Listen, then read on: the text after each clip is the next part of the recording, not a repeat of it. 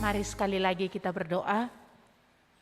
Tuhan, hanya Engkaulah yang kami rindukan, akan menolong kami benar-benar mengerti isi hati-Mu dan boleh mengenal akan Engkau.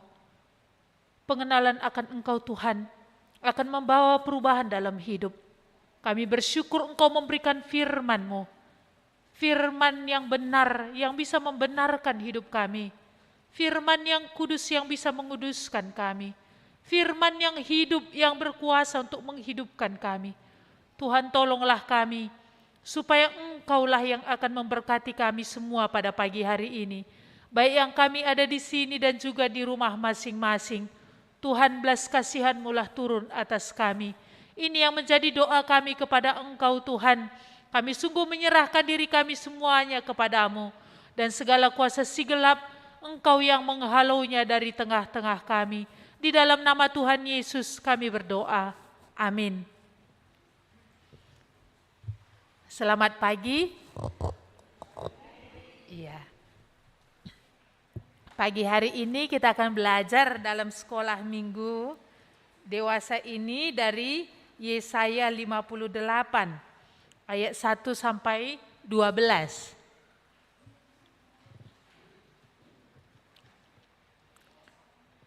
Yesaya 58 ayat 1 sampai 12. Ya. Mari kita membacanya secara bergantian.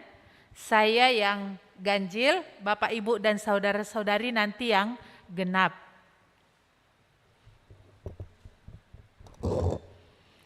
Serukanlah kuat-kuat, janganlah tahan-tahan.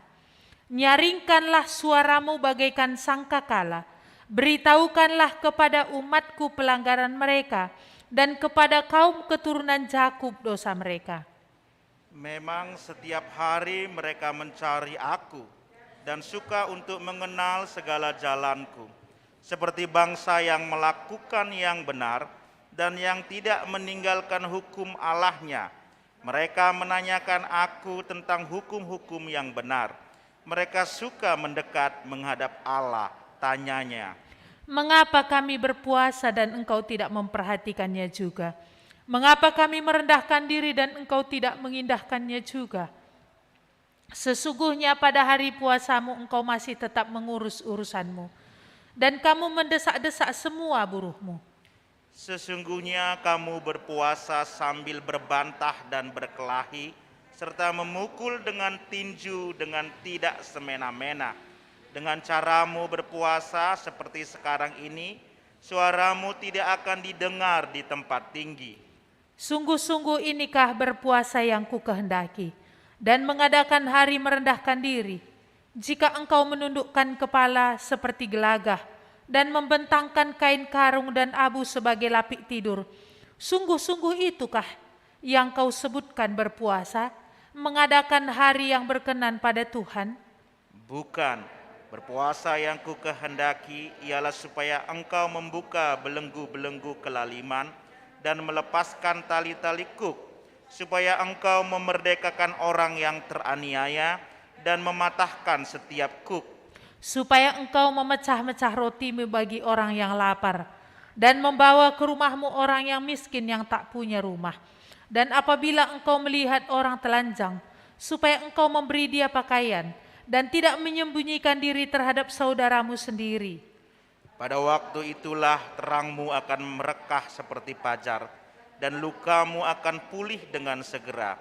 Kebenaran menjadi barisan depanmu, dan kemuliaan Tuhan barisan belakangmu. Pada waktu itulah engkau akan memanggil dan Tuhan akan menjawab.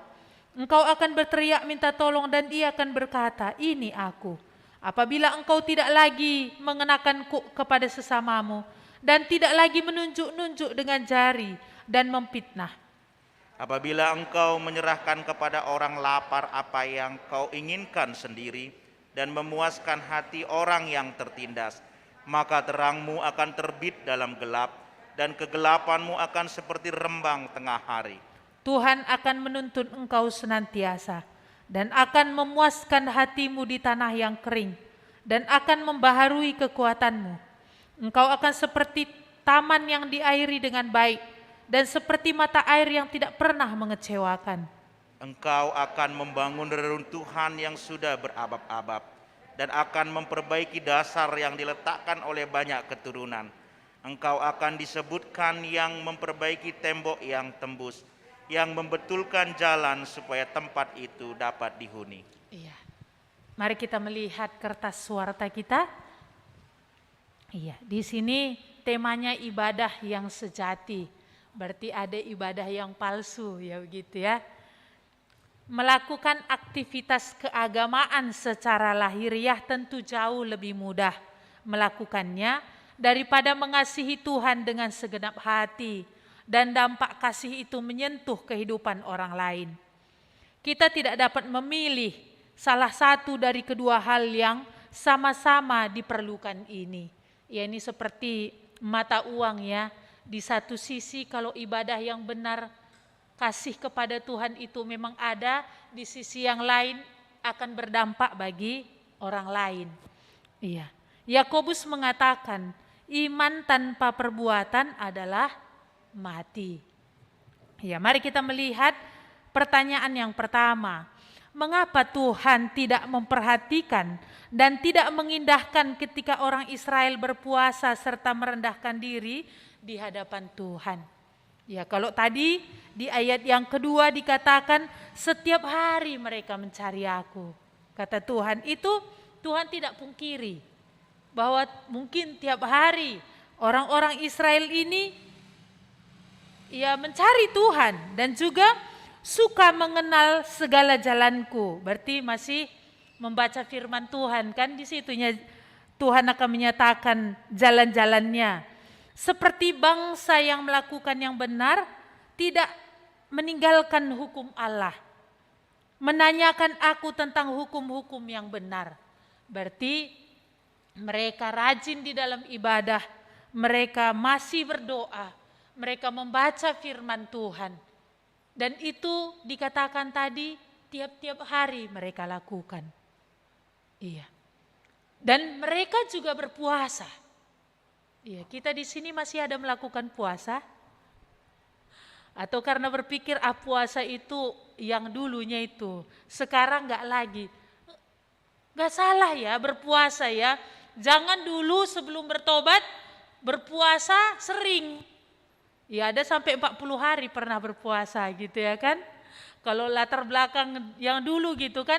Setelah bertobat karena berpikir aku sudah diterima Tuhan, nggak lagi pernah berpuasa. Kalau mungkin dulu puasanya untuk apa? Supaya Tuhan memenuhi apa yang ku mau. Hari ini harusnya berpuasanya untuk apa? Merendahkan diri supaya Tuhan bekerja sebagaimana yang di ayat yang ke-6 tadi. Agar Tuhan membuka belenggu-belenggu kelaliman yang tertutup, yang tidak bisa melihat. Melepaskan tali-taliku seperti itu ya. Ya masih pernahkah di antara kita? Saya juga udah lama ya, apalagi semenjak sakit gak pernah. Iya, tetapi ini ternyata memang ya menunjukkan kita merendahkan diri di hadapan Tuhan juga adalah ketika kita berpuasa. Tapi tujuannya apa? Kan itu dulu ya, bukan untuk kepentingan diri. Tapi bagaimana merendahkan diri kepada Tuhan agar Dia berbelas kasihan. Bukan untuk memuaskan diri ya, untuk hidup kita boleh semakin dikuduskan dan juga Tuhan menolong orang lain. Iya, kalau orang-orang Israel ini masih melakukan itu. Iya, tetapi ketika mereka lakukan itu semua, Tuhan gak menjawab. Ini yang membuat mereka akhirnya bingung. Kenapa ya? Kok aku udah rajin beribadah, berpuasa juga iya, dengar firman Tuhan rutin tiap minggu. Tapi kok gak dijawab doaku? Heran dia. Akhirnya Tuhan berbicara kepada Nabi Yesaya. Tuhan katakan apa? Mengapa Tuhan tidak perhatikan? Mengapa Tuhan tidak menghiraukan, mengindahkan ketika mereka berdoa? Artinya Tuhan tidak menjawab. Iya. Di sini tadi Tuhan katakan, serukanlah kuat, jangan tahan-tahan. nyaringkan suaramu seperti sangkakala. Suara sangkakala nggak jelas ya. Dari kejauhan pun kalau dulu untuk berperang atau berhenti berperang ada itu tiupannya seperti apa, itu dari kejauhan pun terdengar. Aba-aba arti dari setiap tiupan sangkakala itu. Karena begitulah jelasnya kalau sangkakala ini mengeluarkan suara. Di sini Tuhan katakan kepada Nabi Yesaya, serukan kuat-kuat, jangan tahan-tahan. Ini kadang bagi seorang nabi dan hamba Tuhan ini susah. Iya. Kenapa? Kalau diserukan kuat-kuat tentang berkat Tuhan ini kan enak ya. Tapi kalau diserukan kuat-kuat tentang kesalahan orang, ini repot. Kenapa? Ini bisa nanti marah yang datang. Ya, tapi saya bersyukur ya kalau kemarin bertemu dengan seorang ibu yang sakit. Memang udah berdoa dari rumah ya, Tuhan ngomong apa nanti. Di situ juga duduk berdoa lagi, Tuhan aku mau bilang apa. Masa di dalam hati, apakah engkau menganggap sepi kekayaan, kemurahan, kesabaran, kelapangan hati Allah? Tidakkah semua itu menuntun kau kepada pertobatan? Engkau sedang menimbun murka Allah. Tuhan masa yang ini? Apa enggak ada yang lain? Kan orang sedang sakit, terkapar. Firman Tuhan yang model kayak gini, aduh, mengucapkannya pun berat. Dalam pikiran aja udah berat, Tuhan. Yang lain enggak boleh. Gitu kan? Datang lagi hamba Tuhan yang lain ngomong, iya Bibi, Tuhan yang menolong ini itu. Karena ketemu kebetulan begitu kan. Tuhan, apa yang ku bilang? Tetap itu. Ku udah mikir-mikir sini, tetap itu. Aduh, gak enak gitu kan. Tapi akhirnya memang saya bilang, mau apapun terjadi, terjadilah. Kalau ini yang ada dalam hati, ucapkanlah. Tapi syukurnya dia bilang, pas sekali itu katanya. Aku dendam memang sama satu orang. Kan agak ralo gitu ya kan. Agak nyambung. Sempat tadi enggak nerima. Nah ini kan. Di sini kadang-kadang menjadi dilema ya. Kalau hamba Tuhan ini harus mengucapkan bukan berkat tapi kutuk. Tujuannya bukan memang untuk mengkutuk. Tapi sekalipun ucapan itu adalah kutuk, tujuan Tuhan tetap meluruskan. Bukan untuk memang membinasakan. Tapi kalau orang masih salah ngerti, ini datang-datang ngomongnya bukan menolong. Ngomongnya makin membuat aku susah. Iya, tapi syukurlah. Bibi itu berkata, pas yang kau bilang itu. Karena begini hatiku. Dengar suara anjingnya pun aku udah marah katanya. Dengar mobilnya lewat pun aku marah katanya. Kan sampai seperti itulah hatinya sudah gitu kan. Tapi dia bilang, aku mau. Aku mau supaya Tuhan tolong dari hatiku yang sedemikian. Ini puji Tuhan. Tapi kalau ini Tuhan katakan, serukan kuat-kuat. Yesaya, jangan kau tahan-tahan. Ibaratnya apa? Sampai terkelupas kulit-kulitnya, daging-dagingnya menembus tulang-tulangnya. Ini kan gak enak. Masa dikelupas semua daging-dagingnya supaya menembus tulang-tulang itu. Karena seperti itulah sudah mendarah daging. Ibadah mereka yang Tuhan lihat bukan benar dan tidak sejati. Iya. Tetap ibadah, tetap doa ada, baca firman iya. Tetapi Tuhan lihat ini tidak benar. Iya. Kalau enggak ngomong kuat-kuat dan menyerukannya dengan nyaring, mungkin apa ya? Hanya seperti ya kayak lusan di kulit. Iya. Kenapa Tuhan bilang Israel itu dosamu sudah tebal seperti lemak? Saya ingat gitu kan, kalau lemak tebal kayak mana sih? Cairkannya gimana gitu kan? Kalau minyak makal yang sudah membeku 50 derajat, setengah masak lah itu ya, itu masih bisa cair. Kalau lemak gimana cairkannya? Kalau enggak 100 derajat enggak cair. Iya. Makanya kan seperti itulah Tuhan katakan kepada Israel, hatimu sudah menebal seperti lemak. Jadi kan kalau kita lihat juga orang Israel ini tadi, Tuhan mau mereka ditelanjangi, bukan untuk mengutuki, tapi supaya mereka diluruskan dan dibenarkan. Karena memang mereka tidak menyadari lagi. Karena memang mereka merasa baik-baik saja keadaan mereka itu. Kan Tuhan yang menilai ya. Ya kalau orang yang menilai seperti ini udah cukup baik. Tetapi kan Tuhan yang menilai setiap orang. Ya maka ini yang tadi Tuhan katakan. Oleh karena apa yang Tuhan lihat di dalam hidup mereka. Dikatakan tadi di ayat yang ke-3 bagian B. Sesungguhnya pada hari puasamu engkau masih tetap mengurus urusanmu dan kamu mendesak-desak semua buruhmu. Mereka tidak seperti orang Niniwe ya. Orang Niniwe ketika merendahkan diri berpuasa kepada Tuhan, enggak lagi mereka urusi urusannya.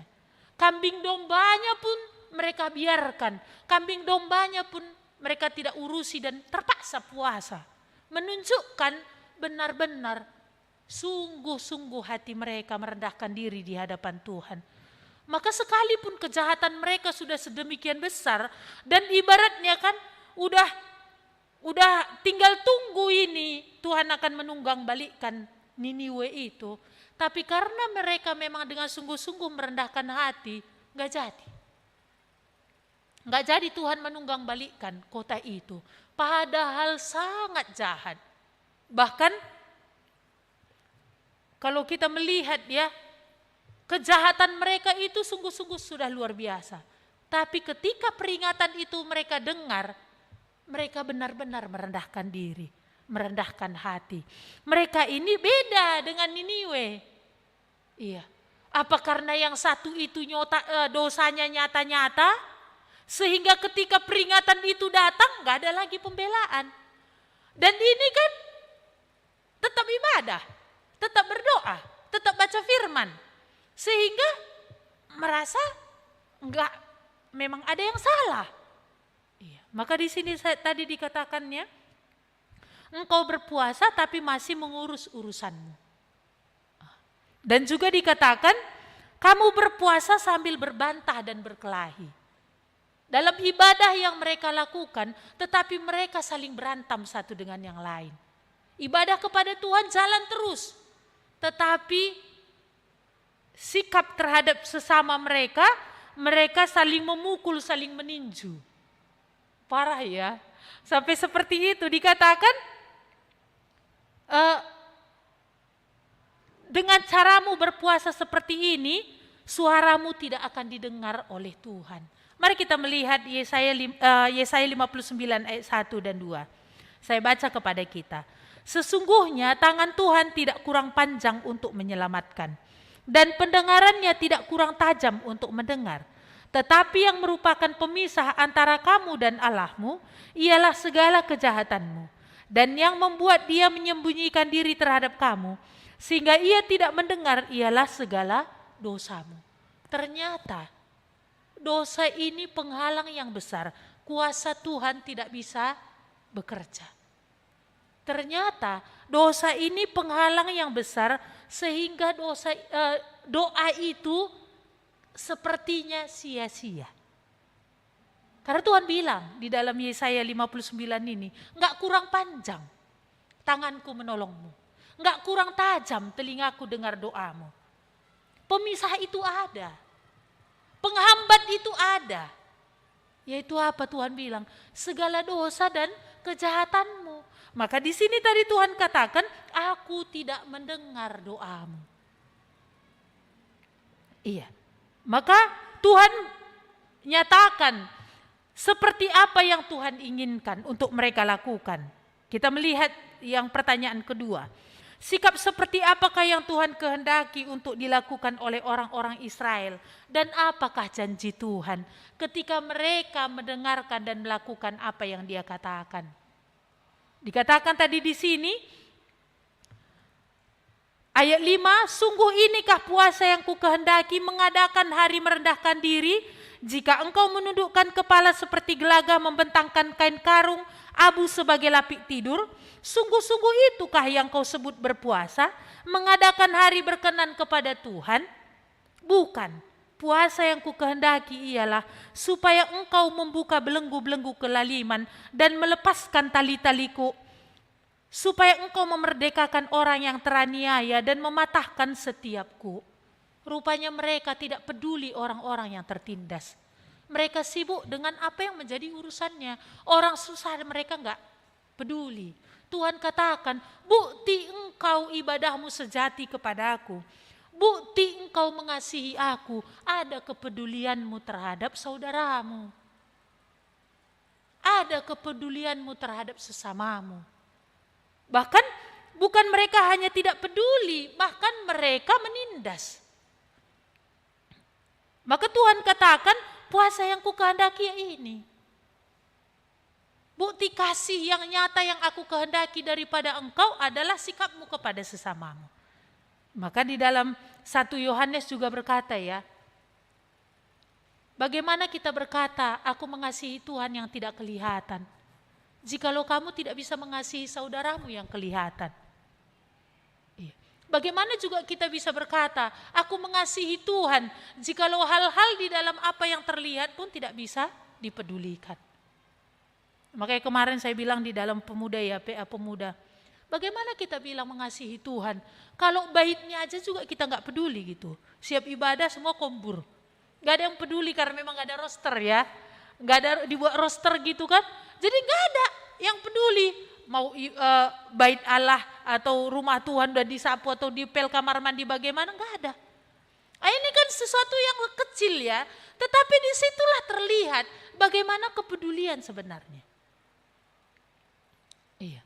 Jadi kan di sini tadi kita melihat itu Tuhan katakan supaya engkau membuka belenggu kelaliman. Bukan juga kau akhirnya memberiku. Dikatakan di ayat yang ke-9. Pada waktu itu engkau akan memanggil dan Tuhan akan menjawab. Engkau berteriak minta tolong dan dia akan berkata ini aku. Apabila engkau tidak lagi mengenakan kuk kepada sesamamu dan tidak lagi menunjuk-nunjuk orang dengan jari dan memfitnah. Iya. Memang lebih enak ya jari ini keluar daripada ke dalam. Ya tidak, saya juga merasakan begitu. Lebih enak kan? Gitu ya kan? Daripada senter itu juga lebih kayaknya enak kalau dia keluar daripada ke dalam. Tapi Tuhan bilang, mereka rupanya memberikan kuk kepada sesamanya. Berharap maunya ini gitu. Tetapi untuk mereka sendiri enggak membebankan seperti itu. Artinya apa? Ada saling menuntut. Dan juga di sana dikatakan ada saling memfitnah. Belum jelas pun kebenaran, hanya melihat dari pandangan luar begitu, langsung dibuat penilaian. Dan inilah yang membuat mereka Tuhan gak berkenan. Sekalipun mereka masih melakukan semua ibadah tadi, tetapi ini yang Tuhan lihat jahat di dalam hati. Maka Tuhan katakan apa? Terang mereka gak kelihatan. Tetapi Tuhan katakan jika mereka melakukan puasa dengan membuka belenggu-belenggu kelaliman, melepaskan tali-taliku, yaitu mulai mempedulikan orang lain, dikatakan ayat 7 seperti apa? Supaya engkau memecah-mecah rotimu bagi yang lapar, membawa ke rumahmu orang miskin dan yang tak punya rumah, melihat orang telanjang, supaya engkau memberi dia pakaian, tidak menyembunyikan diri terhadap saudaramu. Artinya, ketika kamu mulai peduli kepada sesamamu, Tuhan katakan, pada waktu itulah terangmu akan merekah seperti fajar. Terang tadi bukan gelap. Jadi ketika ibadah tadi hanyalah sebagai rutinitas dan tidak bentuk yang kasih kepada Tuhan, dampak kepada sesama, nggak nampak terang tadi. Makan gelap yang terjadi. Dan juga Tuhan katakan, lukamu akan pulih dengan segera. Ya kalau lebih sering kita menuntut, memang kan kita yang sakit ya. Bukannya sehat. Kalau tuntutan itu tetap ada dalam hati, menunjuk-nunjuk dengan jari tadi, kan kita yang stres. Kan yang kita stres kan kita yang sakit. Kan kita juga yang akhirnya jantung kita berdebar-debar. Tuhan bilang, kau bukan makin sehat, makin sakit. Karena sikapmu itu. Dan juga Tuhan katakan apa?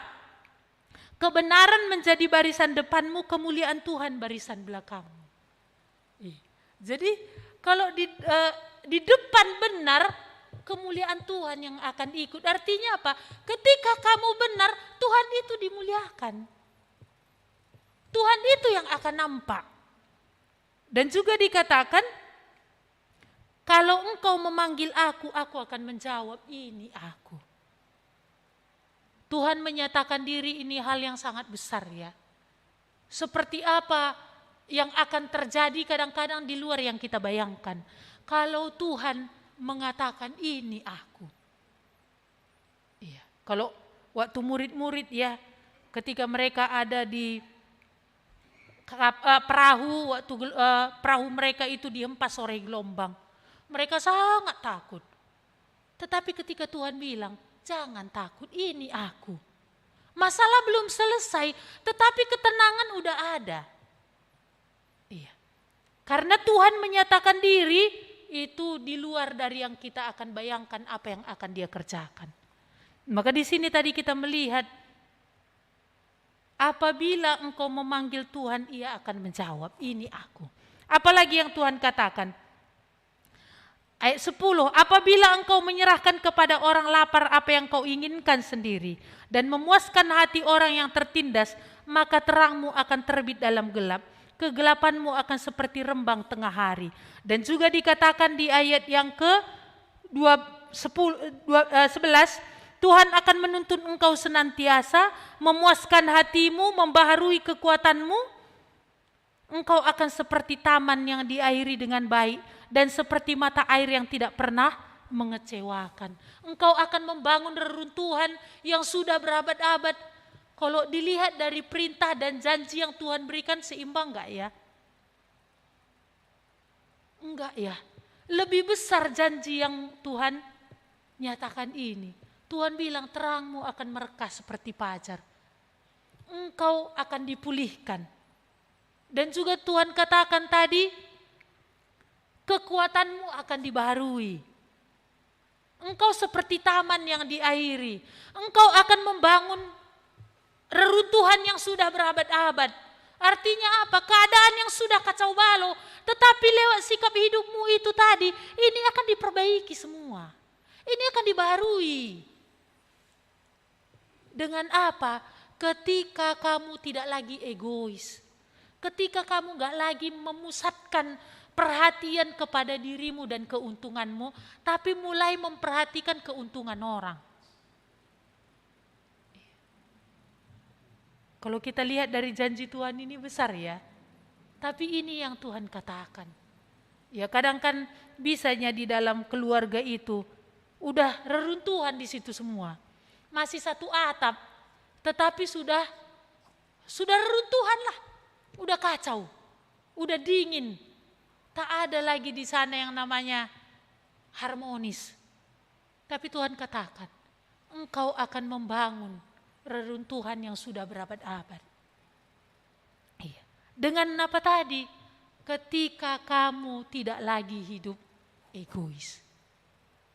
Ketika benar-benar engkau mengasihi aku dengan mempedulikan sesamamu. Dengan mulai ada perhatian kepada sesamamu. Ini Tuhan katakan ya. Mari kita melihat pertanyaan yang nomor 3, aplikasi. Ibadah yang sejati kepada Tuhan tentu berdampak bagi sesama. Yaitu mengasihi Tuhan tentu mengasihi sesama. Apakah kasih kita kepada Tuhan sudah terlihat lewat sikap kita kepada sesama? Ya, ini sesuatu yang memang membutuhkan perjuangan. Bagaimana kita mengabaikan diri dan juga memperhatikan orang, ini bukan mudah. Kalau kita tidak memandang terus kepada Tuhan Yesus, apa yang Dia kerjakan, kalau enggak ini terus model kita akan dihantam. Karena apa? Kalau kita terus memikirkan yang baik menurut ukuran kita enggak akan bisa melakukan firman Tuhan ini. Tetapi kalau model kita itu Tuhan Yesus, Bagaimana juga dia bersikap terhadap murid-muridnya yang banyak yang cuek, tidak peduli. Bagaimana juga dia bersikap terhadap musuhnya. Ini akan memberikan kita kekuatan. Ya. Maka apakah kasih kita kepada Tuhan sudah terlihat lewat sikap kita kepada sesama kita. Di sininya. Jadi kasih kepada Tuhan ukurannya bukan ibadah seperti ini. Bukan terlihat lewat rutinitas firman Tuhan yang dibaca dan juga di dalam doa-doa kita. Tetapi akan nampak di dalam sikap kita terhadap sesama. Terhadap orang-orang sekeliling kita. Disitulah kelihatan. Maka Tuhan bilang, orang yang ibadahnya benar bisa menguasai mulut. Karena mulut ini, coba hal yang sangat simpel Tuhan katakan lewat kitab Yakobus itu ya. Orang yang ibadahnya itu benar bisa menguasai mulut. Karena mulut ini banyak katanya. Nina Panina dulu cerai satu rumah nikah. Karena katanya ini. Dan juga di dalam gereja juga begitu. Katanya. Ini juga bisa menghancurkan. Maka memang benar yang Yakobus itu katakan. Karena apa? Lidah itu ibaratnya seperti setiur yang bisa mengendalikan sebuah kapal. Jadi kalau dalam mulut ini aja pun kita benar, gak lagi pakai katanya punya hikmat dalam berbicara.